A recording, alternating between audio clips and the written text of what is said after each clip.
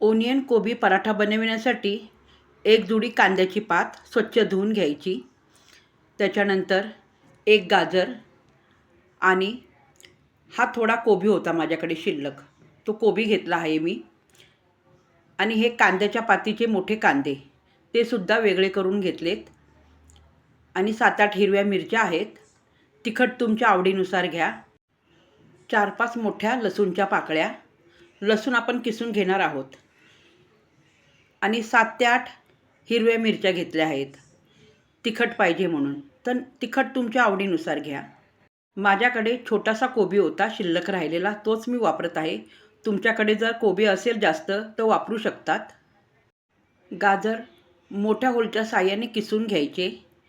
लसूणसुद्धा मी छोट्या होलच्या साहाय्याने किसून घेतला आहे. लसूण घालताना नेहमी किसून घालावा, चव खूप छान येते पराठ्याला. पेस्ट घातली तर एवढी चव नाही लागत, पण किसून चव खूप छान लागते. कोबी मी किसून न घेता फोडी करून घेतल्या आहेत. आणि कांद्याच्यासुद्धा मोठ्या मोठ्या फोडी करून घेतल्या. तुम्हाला दाखवते मी पुढे काय करणार आहे ते. त्याच्याबरोबर हिरव्या मिरच्यासुद्धा मी मोठ्या मोठ्या चिरून घेणार आहेत. कोबी जर का तुम्हाला किसून घ्यायचा असेल तर किसून घ्या. असा चॉपर जार आता प्रत्येकाकडे असतो, तर याच्यामध्येच घालून मी बारीक करून घेणार आहे. यासाठी मी फोडी करून घेतल्या. मिरचीच्या फोडी का करून घेतल्या, त्यासुद्धा खूप छान बारीक होतात. त्याच्यामध्ये आपण मिरची घातली आहे हे सुद्धा कळत नाही, इतकी मिरची बारीक होते. सुरुवातीला अर्धं साहित्य घालून बारीक करून घ्यायचे. आणि थोडंसं बारीक झालं की शिल्लक राहिलेलं सुद्धा त्याच्यामध्ये घालून घ्यायचे आहे. हे बघा, तुम्हाला दाखवते मी. इतकं छान बारीक झालं आहे. कोबी एक वेळेला किसून छान होतो, पण कांदा आपल्याला किसता येत नाही. आणि मिरचीसुद्धा एकदम बारीक करता येत नाही. आता कांद्याची पात आहे ना, तीसुद्धा बारीक आणि अशी पातळ कापून घ्यायची, जाड नाही कापायची. पुन्हा एकदा सर्व साहित्य दाखवते. कांद्याची पात, कोबी, कांदा, मिरच्या, गाजर आणि लसूण. आणि वाटीमध्ये मी 3 चमचे दही घेतलं आहे. दही जास्त आंबट नाही घ्यायचं. दही घेताना फ्रेश दही घ्या, 3-4 दिवसाचं दही नका वापरू. बारीक करून घेतलेले सर्व साहित्य मोठ्या भांड्यामध्ये काढून घ्यायचे. पीठ मळायला सोपं जातं, कारण फ्रेश दही चवीला गोड आणि आंबट सारखेच असते. आता हे घातलेले सर्व जिन्नस चांगले मिक्स करून घ्यायचे. याच्यामध्ये अगोदर मिठाचा वापर नाही करायचा. मीठ जर टाकले तर लगेच पाणी सुटेल. त्यामुळे मिठाचा वापर एकदम शेवटला करायचा आहे. हे चांगले मिक्स झाल्यावरती पराठा बनविण्यासाठी मी मैद्याचा वापर न करता गव्हाच्या पिठाचा वापर करत आहे. तर 2 कप मी गव्हाचे पीठ घेतले. चवीनुसार मीठ म्हणजे 1 चमचा मी मीठ घालून घेतले. घातलेले पीठ आता सर्व साहित्यामध्ये चांगले मिक्स करून घ्यायचे आहे. जेवढं आपल्याला त्याच साहित्यामध्ये पीठ मळून घेता येईल तेवढं पीठ मळून घ्यायचे. जेवढे पीठ साहित्यामध्ये मळता आले तेवढे पीठ आपण मळून घेतले. दह्याच्या वाटीमध्येच थोडेसे पाणी घालून हिसळून घेतले आहे. जास्त पाणी नाही घातले, फक्त 3 चमचे असतील. तर तेवढंच याच्यामध्ये आता पीठ मळून घ्यायचे घट्ट.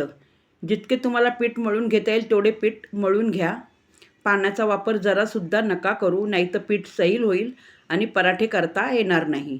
तर अशा प्रकारे पीठ चांगलं घट्ट मळून घ्यायचं. आणि तेलाचा हात लावताना पण सांभाळूनच, कारण तेल जास्त जरी झाले तरी पीठ सैल होते. तर अशा प्रकारे हाताला चिकटू नये म्हणून थोडासा तेलाचा वापर करायचा, जास्त नाही करायचा. आणि पीठ मळून घेतल्याबरोबर लगेच पराठे करायला घ्यायचे आहे. पोळपाटाला आणि लाटण्याला थोडा तेलाचा हात लावून घ्यायचा. वाटीमध्ये मी तेल आणि तूप मिक्स करून लावणार आहे पराठ्याला. तुम्हाला तेल किंवा तूप लावायचे असेल तर तुमच्या आवडीनुसार लावा. पराठा लाटताना तांदळाच्या पिठाचा वापर करायचा. एकदम सोपे जातात पराठे लाटायला, जरासुद्धा चिकटत नाही आणि सरसरीत मस्त पराठे छान लाटून होतात अगदी सोप्या पद्धतीने. कारण तांदळाच्या पिठामध्ये कसा सरसरीतपणा असतो, त्यामुळे कशी पराठा गरागर फिरतोसुद्धा आणि छान लाटलासुद्धा जातो. जास्त पीठ हातावर न मळून घेता थोडंसं मळून घेऊन पोळपाटावर थोडं तांदळाचं पीठ टाकून वरतून पीठ टाकून पिठावरती आणि छान असे हलक्या हाताने पराठे लाटून घ्यायचे आहे. जास्त मोठे नाही करायचे. पिठाच्या गोळ्यामध्ये स्टफिंग करण्यापेक्षा पिठामध्ये सर्व साहित्य घालून मळून घेतले ना, पराठा अगदी छान लाटता येतो. सारण बाहेर यायची भीती नसते. पराठा जास्त जाड न किंवा पातळ न करता मध्यम आकाराचा लाटून घ्यायचा. दोन्ही बाजूने सुके पीठ काढून घ्यायचे. तवा चांगला कडकडीत गरम झाल्यावरती थोडासा तेलाचा हात फिरवायचा. नंतर पराठा त्याच्यावर घालून घ्यायचा. आता वरतून पुन्हा एकदा 2 चमचे असे तेल लावून घ्यायचे. सर्व बाजूनी सारखे पसरून द्यायचे. किनारीला सर्व बाजूनी तेल तूप सारखे लागले पाहिजे. इथे कंजूसी नका करू. पराठ्याला थोडे तेल तूप घातले तर चव चांगली लागते. आता याला पलटी करून घेऊया. पलटी करून घेतल्यानंतर पुन्हा एकदा 1 चमचा असे छान तेल तूप सोडून घेऊया.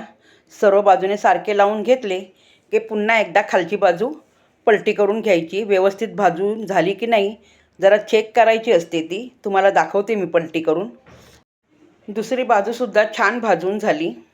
हे बघा, दोन्ही बाजूनी पराठा असा छान भाजून घ्यायचा. अशा प्रकारे मी सर्व पराठे आता करून घेणार आहे. आता याला मी काढून घेते. अशा प्रकारचा पराठा मुलांच्या डब्यात पण देता येतो आणि मोठ्यांची सुद्धा नाश्त्याची सोय होते. आता हा पराठा खायचा असेल ना तुम्हाला, तर असे छान दही घ्यायचं, फ्रेश दही. त्यात साखर घालायची 1 चमचा. थोडंसं मीठ घालून घ्यायचं चवीनुसार. जास्त मीठ नाही घालायचं. चांगलं मिक्स करून घेतल्यानंतर थोडीशी लाल मिरची पावडर घालायची. हे ऑप्शन आहे. तुम्हाला मिरची पावडर घालायची असेल तर घाला, नाहीतर नाही घातली तरी काही फरक नाही पडत. तुम्ही जर तिखट खात असाल तर नक्कीच घाला. खरं तर पराठा आहे ना दह्याबरोबर किंवा लोणच्याबरोबर खाल्ला जातो. पराठा मैद्याचा नसून गव्हाच्या पिठाचा असल्यामुळे खाण्यासाठी हेल्दीच आहे. लहान मुले कांद्याची भाजी, गाजर, कोबी अशा भाज्या खात नाही. मग पराठ्यामध्ये घालून दिला ना तर बरोबर खातात. रेसिपी आवडली असेल ना, लाईक करा, शेअर करा आणि सबस्क्राईबसुद्धा करा. पुन्हा भेटूया अशा हेल्दी रेसिपीबरोबर.